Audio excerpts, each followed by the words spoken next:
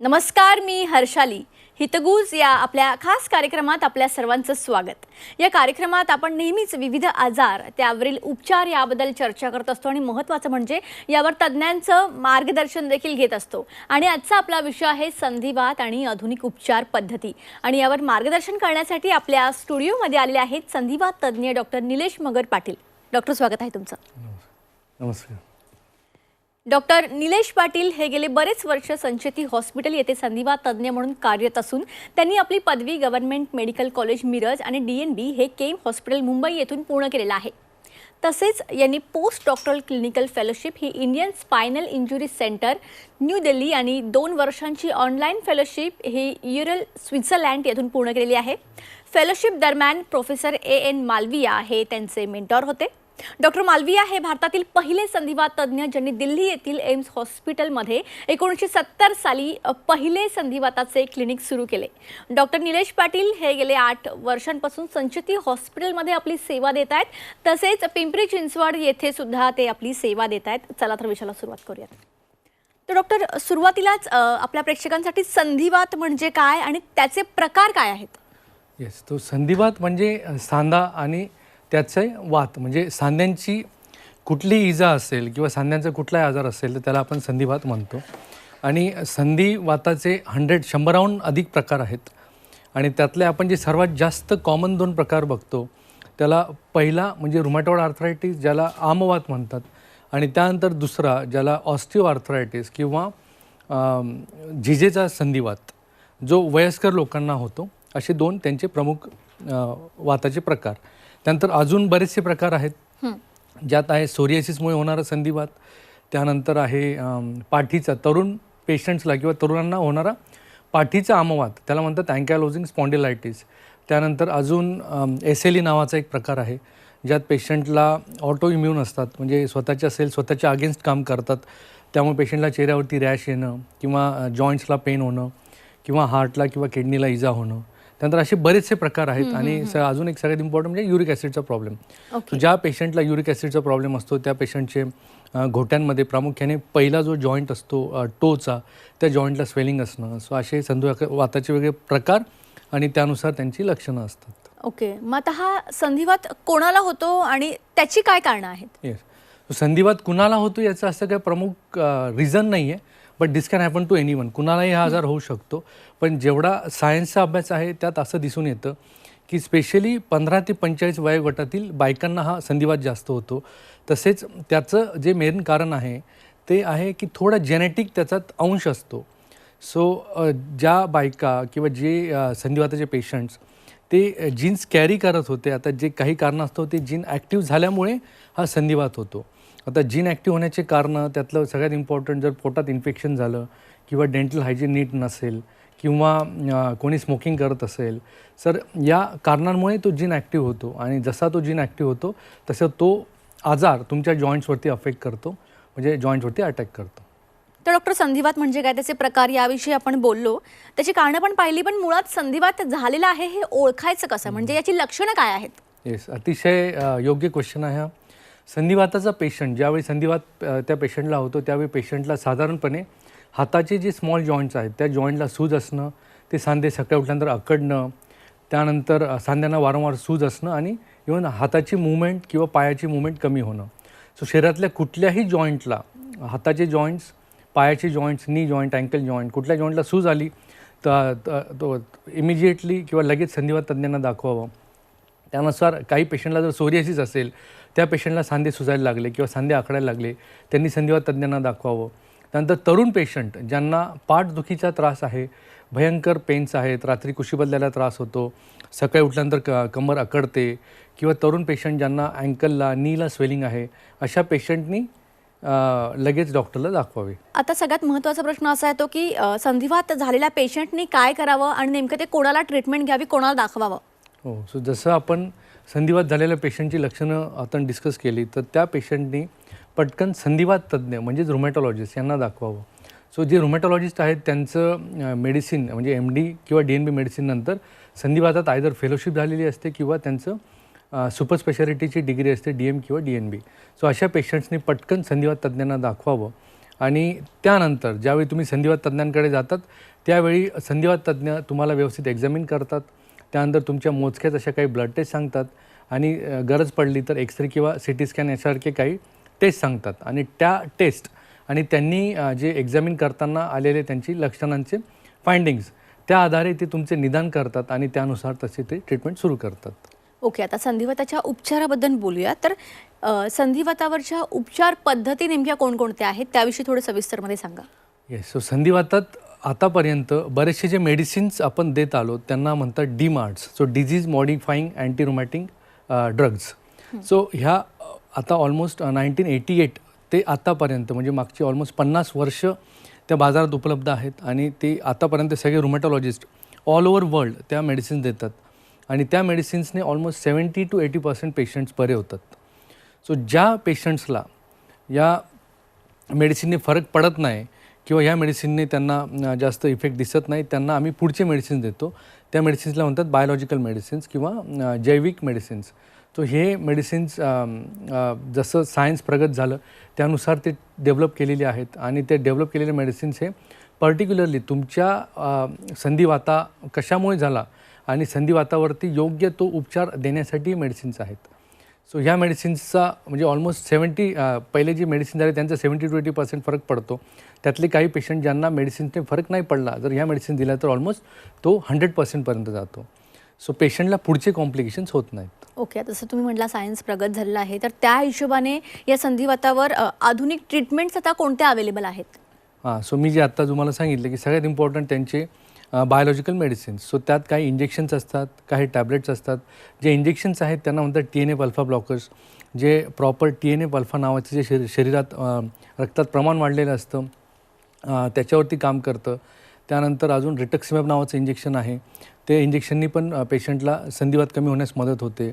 त्यानंतर आता नवीन काही मॉलिक्युल्स आले जे इंजेक्शनची गरज नसताना पेशंट फक्त टॅबलेट जरी घेतील मेडिसिन जरी घेतील तरी पण फरक पडतो. सो त्या टॅबलेटचं नाव आहे टोफासिटेनिब आणि तत्सम काही स्मॉल मॉलिक्युल्स आहेत. सो यांचा संधिवातावरती अतिशय चांगला परिणाम होतो आणि पेशंट लवकर बरे होतात. ओके, आता या संधिवातावर औषधं मेडिसिन्स कोणते उपलब्ध आहेत आणि सगळ्यात महत्त्वाचं म्हणजे त्याचे काही साईड इफेक्ट्स आहेत का? हो, सो आता आपण जस्ट मेडिसिनबद्दल डिस्कस केलं.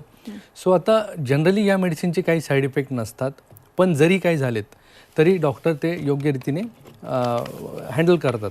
उदाहरणार्थ एखाद्या पेशंटला नॉशिया झाला, एखाद्या मेडिसिन घेतल्यानंतर पेशंटला उलटीसारखं होणं किंवा हेडेक होणं किंवा अजून तसे काही छोट्याफार प्रमाणातले जे काही साईड इफेक्ट असतात ते डॉक्टर्स इमिजिएटली हँडल करतात. आता पेशंटमध्ये खूप जास्त मोठ्या प्रमाणात गैरसमज आहे किंवा इवन काही डॉक्टर्समध्ये पण की या मेडिसिनमध्ये पेनकिलर किंवा स्टिरॉइड असतात आणि त्यामुळे पेशंटची किडनी लिव्हर डॅमेज होण्याचे चान्सेस असतात. तो या मेडिसिन्समध्ये पेनकिलर्स आणि स्टिरॉइड्स नसतात. सो आम्ही प्रामुख्याने पेशंटला विदाऊट पेनकिलर्स आणि विदाऊट स्टिरॉइड्स ठीक करण्याचा प्रयत्न करतो. आणि ह्या ज्या मेडिसिन्स आहेत these are scientifically proven medicines. So या मेडिसिनचा आधी भरपूर अभ्यास केलेला असतो, त्यानंतर ते बाजारात आलेल्या असतात आणि त्यामुळे या मेडिसिनची किडनी लिव्हरचा डॅमेज होण्याचे काही कारण नाही, त्यामुळे होतही नाही. रादर ज्या पेशंटला किडनी आणि लिव्हरला इजा आहे त्यातसुद्धा हे मेडिसिन देता येतात. ओके, आता तुम्ही थोडक्यात तर सांगितलेलं आहे तरीसुद्धा मी हे विचारेन की या मेडिसिनमध्ये पेन किलर किंवा स्टिरॉइड्सचा समावेश कितपत असतो? हां, सो जरी गरज वाटली तरी ते डॉक्टर सुरुवातीला 15 दिवस ते 1 मंथ इनिशियली काही डोजमध्ये कमी डोजमध्ये ते मेडिसिन स्टिरॉइड किंवा पेन किलर देतात आणि लवकर काढतात. सो जे डॉक्टरांचं जे शिक्षण झालं आहे आणि ज्या नवीन मेडिसिन्स आहेत त्या देण्याचं इंटेन्शनच हे आहे की पेशंटला विदाऊट पेन किलर आणि विदाऊट स्टिरॉइड्स लवकर बरं कसं करता येईल. ओके, आता ह्या ज्या मेडिसिन्स आहेत त्या किती दिवस घ्याव्या लागतील याची ओव्हरऑल जी ट्रीटमेंट आहे त्याविषयी सविस्तरमध्ये आपल्या प्रेक्षकांना सांगा. हां, सो संधिवात हा बऱ्याच पेशंटचा लाईफ टाईम डिजीज आहे. जसं डायबिटीस आहे, जसं ब्लड प्रेशर आहे, तसंच संधिवात. परंतु डायबिटीस आणि ब्लड प्रेशर या पेशंटला आयुष्यभर मेडिसिन घ्यावे लागतात. संधिवाताचे पेशंट जर का लवकर बरे झाले तर डॉक्टर्स पटपट मेडिसिन्स कमी करतात. सो यातले काही पेशंट असतात 30-40-50% पेशंट्स ज्यांचे मेडिसिन्स कमी होऊन पुढे जाऊन बंद होतात. सो त्यासाठी तुम्ही डॉक्टरला योग्य वेळी दाखवणं गरजेचं आहे. ओके, आता पेशंटनी जर का मेडिसिन्स वेळेवर नाही घेतलं तर त्याचे काय साईड इफेक्ट्स होऊ शकतात आणि या आजारीचे मॅक्स टू मॅक्स काय कॉम्प्लिकेशन्स होऊ शकतात या विषयावर थोडं सविस्तरमध्ये सांगाल? येस, सो आता आपण जर बघाल तर नॉर्मली सगळ्यांमध्ये एक गैरसमज आहे की हा वात फक्त जॉईंट्स पुरता मर्यादित आहे. सो ज्यावेळी संधिवात होतो त्यावेळी पेशंटला या फोटोमध्ये तुम्ही बघाल की लेफ्ट साईडला पेशंटच्या जॉईंटला सूज आहे आणि काही कालांतराने जर का पेशंटने व्यवस्थित मेडिसिन घेतली नाहीत तर मधल्या इमेजमध्ये जसं तुम्हाला दिसतंय तसे जॉईंट हळूहळू पेशंटचे वक्र व्हायला लागतात व पेशंटचे जॉईंट्स निकामी होतात. आणि तरी पण पेशंटने जर का मेडिसिन योग्य नाही घेतले किंवा योग्य डॉक्टरला नाही दाखवलं तर आफ्टर 10 to 15 इयर्स तुम्ही बघाल तो जॉईंटला पूर्णपणे डिफॉर्मिटी येते, पेशंटच्या हालचाली मंद होतात, पेशंटला हालचाली करता येत नाही आणि त्यावेळी जर पेशंट आमच्याकडे आले तर आम्हाला काही करता येत नाही. सो हे झालं जॉईंटशी रिलेटेड संधिवाताचे कॉम्प्लिकेशन्स. तसेच आता हा जो मी फोटो दाखवला आहे याला म्हणतात tip of the iceberg phenomena. तर यात काय असतं, आपण जर बघाल तर तुम्हाला फक्त वरून पाण्याच्या वरती फक्त त्या आईसबर्गचा फक्त माउंटेन दिसतो, पण त्याच्या खाली त्याच्यापेक्षाही मोठा माउंटेन लपलेला आहे. सो याचा अर्थ काय, वर करणे जरी तुम्हाला फक्त जॉईंट्समध्ये संधिवात दिसला, सांध्यांमध्ये जरी संधिवात दिसला, पण आतून तो तुमच्या बऱ्याचशा अवयवांवरती अटॅक करतो आणि बऱ्याचशा अवयवांना निकामी करतो. त्यातलं पहिलं म्हणजे डोळ्यांवरती तो संधिवात जातो आणि अशा पेशंट्सला दिसायला त्रास होतो, ड्रायनेस येतो डोळ्यात, काही पेशंटला कॉर्नियल अल्सर्स डेव्हलप होतात आणि इव्हेंच्युअली तो डोळा निकामी होतो. आणि नंतर जर तो पेशंट आमच्याकडे आला तर आम्ही त्याला काही करू शकत नाही. नंतर काही पेशंटला संधिवात बरीच वर्ष असेल तर जेवण नीट जात नाही, पेशंटला वारंवार ताप आणि त्यासारखे काही लक्षणं असतात. त्यानंतर पेशंटचं वजन वारंवार कमी असतं, काही पेशंटला स्किनवरती वारंवार जखमा येतात न भरून निघणाऱ्या, काही पेशंट्सला लंग्सवरती अटॅक होतो, लंग्समध्ये ड्रायनेस असतो भयंकर, त्याला इंटरस्टिशियल लंग डिजीज म्हणतात, त्यामुळे पेशंटला ड्राय कॉफ असतो, त्यानंतर चालल्यानंतर धाप लागणे यासारखी लक्षणं असतात. हार्ट अटॅक येण्याचं प्रमाण संधिवाताच्या पेशंट्समध्ये नॉर्मल पॉप्युलेशनपेक्षा 3 to 4 टाईम्स आहे. का तर संधिवात हा एक सिस्टमिक डिजीज आहे, पूर्ण तुमच्या शरीरावरती अटॅक करतो. सो त्यामुळे पेशंटला पटकन डॉक्टरकडे जाऊन पटकन ट्रीटमेंट घेणं गरजेचं असतं. त्यानंतर काही पेशंटचं हिमोग्लोबिन हा वारंवार लो असतो, त्यामुळे परत पेशंटला काही कॉम्प्लिकेशन थकवा जाणवतो. येस. ओके. तर प्रेक्षकांनो, संधिवात, त्याची लक्षणं, त्याचे उपचार याविषयी ही आपली जी चर्चा आहे ती अशी चालू राहील. डॉक्टरांकडून, डॉक्टर निलेश पाटील यांच्याकडून अजूनही मार्गदर्शन घेणार आहोत. तिथे एक छोटासा ब्रेक घेऊया, लगेच परत येऊया. ब्रेकनंतर आपल्या सर्वांचं पुन्हा एकदा स्वागत. संधिवात आणि त्यावरील आधुनिक उपचार या विषयावर आपली चर्चा चालू होती डॉक्टर निलेश पाटील यांच्यासोबत. पुन्हा एकदा विषयाला सुरुवात करूयात. तर डॉक्टर, संधिवात या आजारामध्ये कोणती महत्त्वाची पथ्य पाळणं गरजेचं आहे याविषयी सविस्तरमध्ये मार्गदर्शन करा. सो पुन्हा एकदा मी एका गैरसमजाबद्दल बोलणार आहे.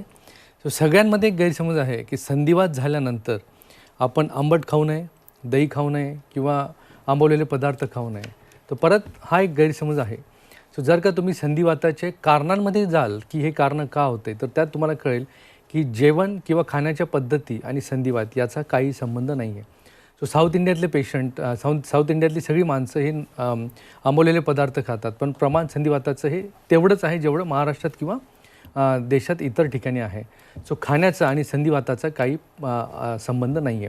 रादर या पेशंट्सनी आंबट खाल्ल्याने किंवा दही खाल्ल्याने त्यांच्या हेल्थमध्ये इम्प्रूव्हमेंट होते. सो जे तुमचे लिंबू झाले किंवा संत्री झाले किंवा यासारखे जे आंबट पदार्थ, आवळा, यामध्ये व्हायटॅमिन सी आहे आणि व्हायटॅमिन सीने तुमच्या ज्या काही जखमा वगैरे त्या लवकर हील होतात, तुमची इम्युनिटी बूस्ट होते. त्यानंतर अजून एक गैरसमज आहे की या पेशंट्सनी प्रोटीन्स खाऊ नये किंवा डाळी कमी खाव्यात. सो हे पेशंट सगळ्या प्रकारचे डाळी हव्या तितक्या प्रमाणात खाऊ शकतात, कारण डाळीने तुमच्या शरीरात प्रोटीन्स येतात आणि त्यांनी तुमच्या अगेन इम्युनिटी बूस्ट व्हायला हेल्प होते आणि तुम्हाला रोगप्रतिकार क्षमता तुमची वाढते. सो तुम्हाला कुठलं इन्फेक्शन लवकर कॅच करत नाही.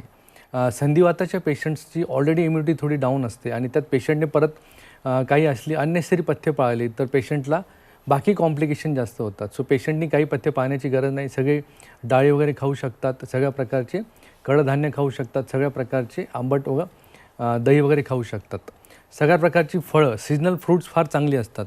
सो या पेशंटने सीजनल फ्रूट्स खावीत. त्यानंतर जर पेशंटला वर्ज्य करायचीच असेल तर मीठ, मैदा आणि साखर या 3 गोष्टी वर्ज्य कराव्यात आणि तळलेले पदार्थ. सो याच्याने काय होतं, तुमच्या शरीरात थोडे प्रो इन्फ्लमेटरी स्टेट तयार होते जास्त मिठाने, जास्त साखरेने आणि जास्त मैदा खाल्ल्याने, आणि ते खाल्ल्याने संधिवात वगैरे होण्याचे प्रमाण जास्त असते किंवा बाकीचे कॉम्प्लिकेशन्स होतात. त्यानंतर अजून एक प्रश्न असतो की संधिवाताच्या पेशंट्सनी नॉनव्हेज खाऊ की नाही. सो ज्यांना संधिवात आहे अशा पेशंट्सनी नॉनव्हेज खायला हरकत नाही. असे अजून काही पेपर्स आहेत, असे काही रिसर्च झाला आहे की मासे खाल्ल्याने संधिवात बऱ्यापैकी कंट्रोलमध्ये राहतो काही पेशंटचा. माशामध्ये जे ओमेगा 3 फॅटी ॲसिड आहे त्याच्याने संधिवात हा कंट्रोलमध्ये येतो.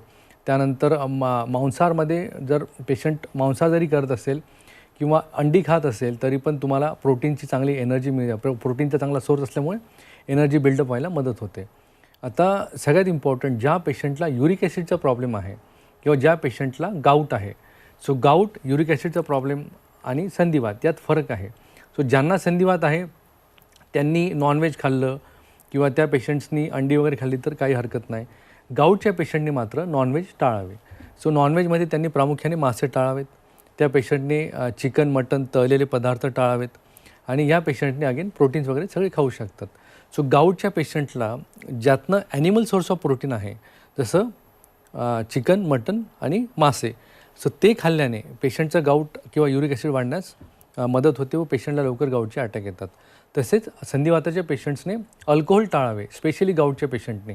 अल्कोहोलमुळे पण तुमचे युरिक ॲसिड शरीरातले वाढते आणि त्यामुळे तुम्हाला गाऊटचे अटॅक वारंवार येतात. हे संधिवाताच्या डाएटबद्दल. आणि मग यांची जीवनशैली आपण कशी ठेवली पाहिजे याविषयी थोडं मार्गदर्शन करा. सो संधिवाताच्या पेशंटनी नॉर्मल पण हेल्दी जीवनशैली ठेवावी. सो जसं डाएटबद्दल आपण बोललं की पेशंटने नॉर्मल डाएट ठेवावा, तसंच जीवनशैलीबद्दल पेशंटने दिवसा ॲटलिस्ट 40 ते 45 मिनटं ब्रिस्क वॉकिंग, जोरात चालावं. ज्या पेशंटला पळता येतं किंवा ज्या पेशंटला जॉगिंग करता येतं त्यांनी जॉगिंग करावं. जे पेशंट्स बॅडमिंटन किंवा क्रिकेट किंवा जे काही त्यांचे स्पोर्ट्स खेळतात त्यांनी ते स्पोर्ट्स खेळावेत. त्यानंतर जर का तुम्ही जिमला जात असाल तर जिममध्ये जाऊन तुम्ही स्ट्रेंथ ट्रेनिंग किंवा तुमचे स्ट्रेचिंग एक्सरसाइजेस करावेत, कार्डिओव्हॅस्क्युलर एक्सरसाइजेस करावेत, ज्याच्याने तुम्हाला हेल्प होते. तुमच्या मसल्स व्यवस्थित बिल्ड होतात. जर तुमच्या मसल्स व्यवस्थित असतील तर तुम्हाला कुठलीही इजा होणार नाही, तुम्ही व्यवस्थित राहाल. सो या पेशंटनी हे सगळे एक्सरसाइजेस करावेत. तसं जर कोणी स्विमिंग करत असेल तर पेशंटने ॲटलिस्ट 20-30 मिनिट स्विमिंग करावं. त्यानंतर पेशंटने व्यवस्थित झोप घ्यावी. झोप ही आरोग्यासाठी अतिशय इम्पॉर्टंट आहे. सो जे व्यक्ती व्यवस्थित झोप घेत नाही, ज्यांची झोप ही 6-7 तासापेक्षा कमी असते, त्यांना स्ट्रेस जास्त येतो. त्यांना बाकी जीवनशैलीचे आजार जसं डायबिटीज, ब्लड प्रेशर होण्याचे चान्सेस जास्त असतात. तसंच या पेशंटचं संधिवात पण लवकर आटोक्यात येत नाही. आणि सगळ्यात इम्पॉर्टंट, जर का कुणाचं वजन जास्त असेल तर त्यांनीसुद्धा वजन कमी करण्याकडे लक्ष द्यावे. कारण ऑलरेडी ज्यावेळी तुम्ही मेडिसिन्स घेतात, जर वजन जास्त असेल तर त्या मेडिसिन्स पूर्णपणे तुमच्या शरीरात ते डिस्ट्रीब्यूट होत नाही आणि तुमचं संधिवात आटोक्यात येत नाही. आणि वजन जास्त असेल तर तुम्हाला अजून बाकीचे आजार होण्याचे चान्सेस असतात, डायबिटीज, ब्लड प्रेशर किंवा आपण त्याला मेटाबॉलिक सिंड्रोम म्हणतो. सो ते होऊ नये यासाठी पेशंटने पटकन वजन कमी करावे, वजन आटोक्यात ठेवावे, खाण्यावरती लक्ष द्यावे आणि हेल्दी लाईफ जगावं. अगदीच. तुम्ही या ठिकाणी आला, खूप चांगलं मार्गदर्शन केलं, त्यासाठी तुमचे मनापासून धन्यवाद. येस. तर आजचा आपला विषय होता संधिवात आणि त्यावरील आधुनिक उपचार. तर संधिवाताची लक्षणं, उपचार, त्यावर कोणत्या ट्रीटमेंट्स अवेलेबल आहेत, त्यांची जीवनशैली कशी असावी, कोणते पथ्य पाळावेत याविषयी अतिशय उत्कृष्ट असं मार्गदर्शन डॉक्टर निलेश पाटील यांनी या ठिकाणी केलेलं आहे. तुम्हाला सुद्धा अशी काही लक्षणं दिसत असतील तर दुर्लक्ष करू नका. स्क्रीनवर जो कॉन्टॅक्ट नंबर दिसतोय त्यावर संपर्क साधा. कार्यक्रमात आता वेळ झाली आहे इथेच थांबण्याची. ताज्या बातम्यांकरिता पाहत रहा झी 24 तास.